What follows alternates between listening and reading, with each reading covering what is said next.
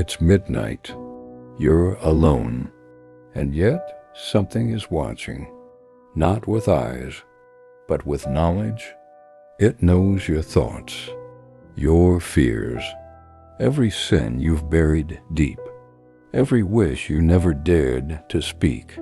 This thing, call it God if you want, has the power to erase galaxies or cradle a dying star like it's a flower.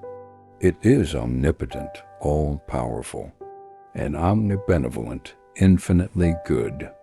But here's the paradox. If it has the power to stop suffering and the desire to do only good, why does evil exist at all? The moment you try to answer that, reality begins to tear. Imagine you find a child screaming in pain, trapped inside a burning building. You have the power to save them. You also want to help. Now imagine you do nothing. Would the world still call you good? This is the fire at the center of the Omnipotence versus Omnibenevolence paradox. If a being is truly all-powerful, it could eliminate evil with a mere thought. And if it is truly all-loving, it would want to. So why do children still suffer? Why do genocides happen? Why does darkness linger century after century? The contradiction isn't in the world. It's in the very concept of a perfect God. In philosophy, this is known as the inconsistent triad. 1. God is omnipotent, can do anything. 2. God is omnibenevolent, wants to do good. 3. Evil exists. Pick any two and the third becomes impossible. If God is good and all-powerful, then evil shouldn't exist. If evil exists, then either God isn't all good or not all-powerful. It's a logic trap, and for centuries it's been one of the greatest threats to traditional theism. But the answers, or rather the attempted answers, are even stranger. Some say free will, that God allows evil so that we can truly choose good. But think about it.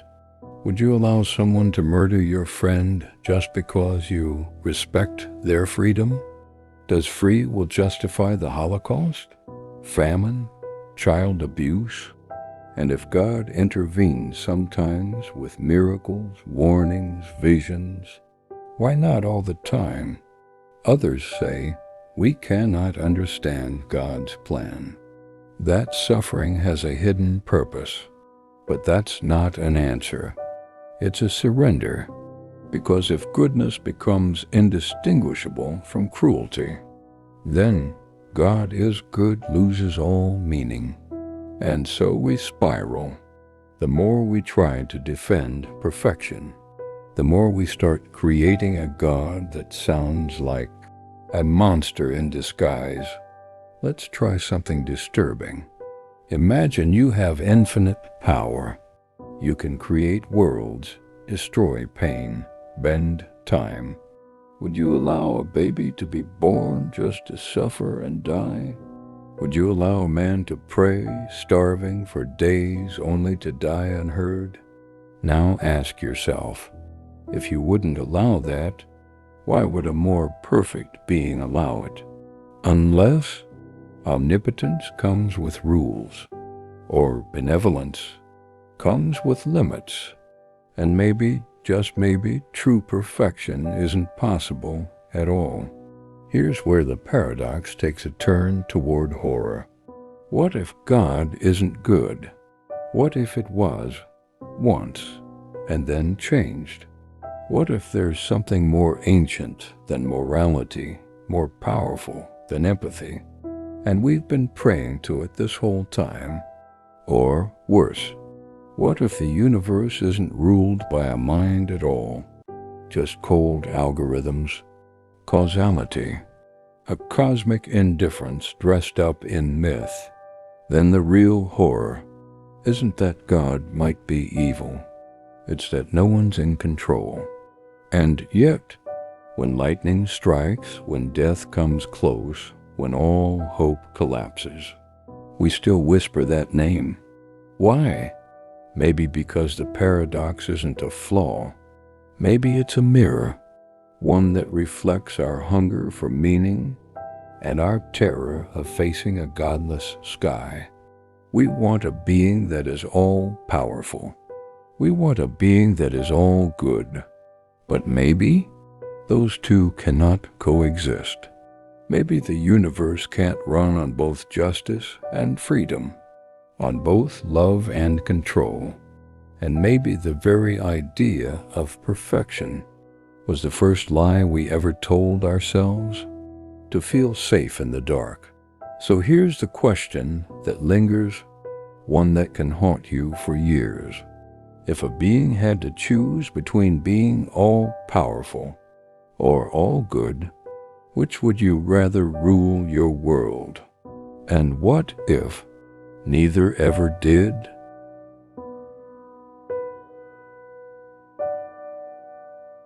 The moment you die, something begins. Your lungs collapse like paper. Your heartbeat dissolves into static. And then silence. But it's not over. You're still conscious.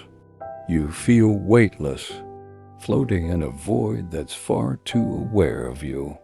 Then something cracks. Not a sound, a judgment. And just like that, you are sentenced to eternity. Not years, not centuries, forever. For what? Lying to your mother? Doubting a God you couldn't see? Living like a human? Welcome to the problem of hell. And once we enter, there's no way back. Across history, billions have been taught the same terrifying doctrine. Hell is a place of eternal punishment, a prison without parole, where the soul is tormented endlessly for sin. It doesn't matter if you were kind or curious or unsure. If you didn't believe in the right way at the right time, your fate is sealed. But here's the paradox.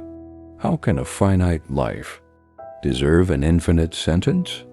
A teenager who dies doubting their faith burns forever. A man who lives 70 years, sins often, burns forever. A woman who simply asked the wrong questions burns forever. No trial, no growth, no end. This is not justice. It's a cosmic horror story masquerading as morality. Let's pause. Imagine a courtroom. A boy steals a loaf of bread. The judge sentences him to infinite torture. Flames, chains, isolation, until time itself collapses. Would you call that justice, or cruelty disguised as righteousness? Now ask yourself, why should God's version be different?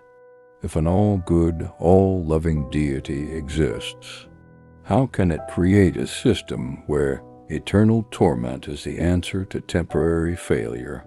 Would a loving parent burn their child forever for disobedience? The idea should terrify you, because if hell exists as described, either morality is broken, or we are worshiping something far darker than we dare admit. Here's where it gets even stranger. Let's talk numbers. A sin, even a serious one, happens in time. It has a beginning and an end.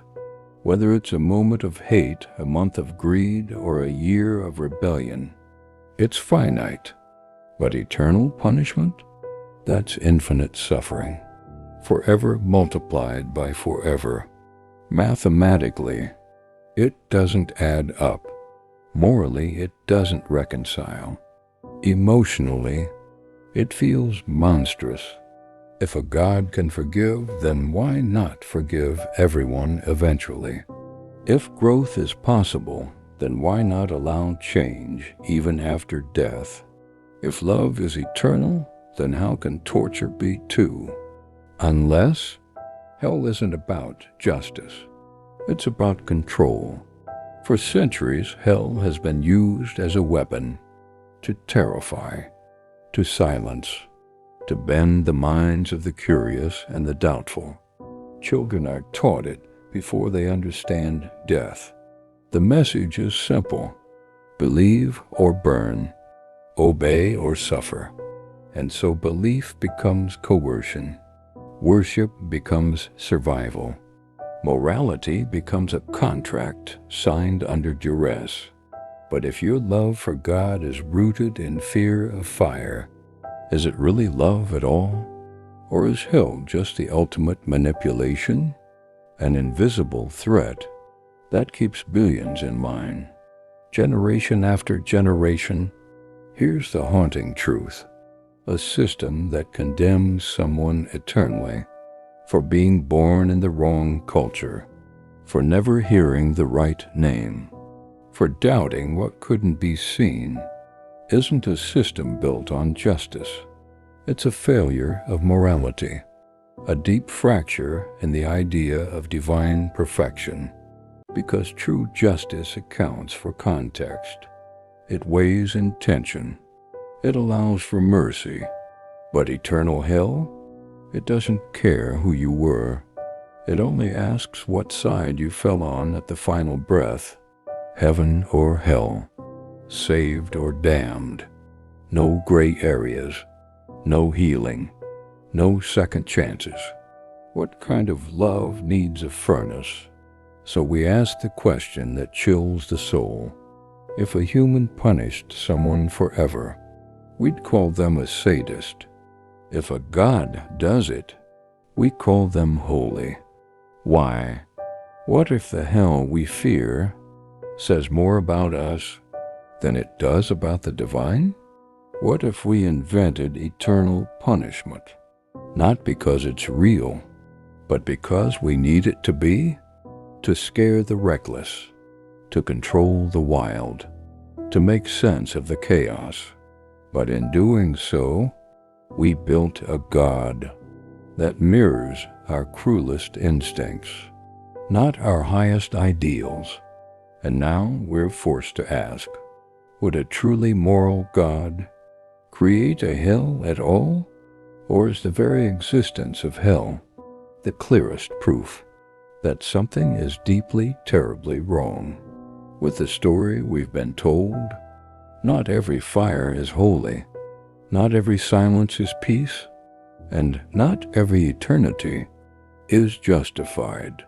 Let that question burn quietly in your mind. Can infinite punishment ever be the answer to a finite life?